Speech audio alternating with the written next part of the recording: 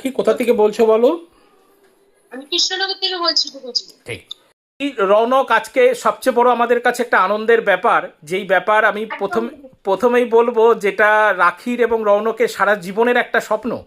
এবং একদম। সেই স্বপ্নের পড়াশোনায় অলরেডি রৌনক পৌঁছে পৌঁছে গেছে এবং হোস্টেলে রয়েছে। একদম। রৌনক এখন গুজরাটে আছে। কেমন লাগছে তোমাদের ফিলিংস আজকে সবচেয়ে বড় ব্যাপার? অসাধারণ।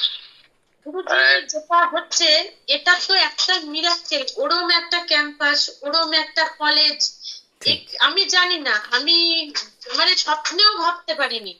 রৌনকের বাকি যখন ঘুরে এলো তখন বলছে আমি হয়তো রিসেন্ট যাব ওখানে ঠিক। পুজোর সময়।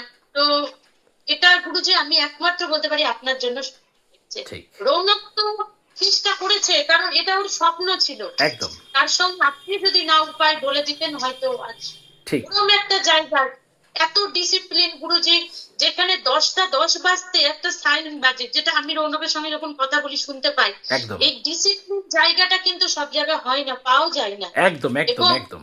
সিকিউরিটি বাউন্ডারির মধ্যে রৌনক আছে। ঠিক। যে পুরো আর্মি ব্যাকগ্রাউন্ড ঠিক। সবাই। ঠিক। একদম আর একদম আপনি বলেছিলেন যে যেখানেই হোক সেটা ফরেস্ট এরিয়া টাইপের জায়গা হবে। হ্যাঁ, একদমই এটা ফরেস্ট এরিয়া। হ্যাঁ। 40 একর জমি, কেউ নেই, মানে একদম জঙ্গলের মধ্যে। এবং চারিদিকে ময়ূর ঘুরে সবচেয়ে মজার বেড়াচ্ছে। ব্যাপার যে রৌনক যে একদম পূর্ব দিকে কালো রঙের একটা তোমার গেঞ্জি রাখা থাকবে, যার মধ্যে অর্ধেক মুখ থাকবে কাটা, সেটা পর্যন্ত মেনশন করা এবং বলেও দেওয়া যে রৌনক দুবার কিন্তু একটু আগুনের ছেঁকা টাইপের কিছু লাগার ব্যাপারও আছে। সেটা অলরেডি তোমার রুটি একদম নিতে গিয়েও হয়েছে। এবং একদম। সবচেয়ে বড় ব্যাপার রৌনক, আজকে তোমার ড্রিম ফুলফিল্ড, যেটা তোমার জীবনে সবচেয়ে বড় একটা এডুকেশন, যেই এডুকেশন নিয়ে তোমার পড়ার ইচ্ছা, সেই জায়গায় তুমি আজকে ফুলফিল্ড জায়গায় তুমি পৌঁছে আছো সেই এডুকেশন পারপাসে। একদম।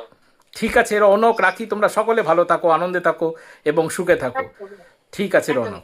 জয় মা। হ্যাঁ, হ্যাঁ।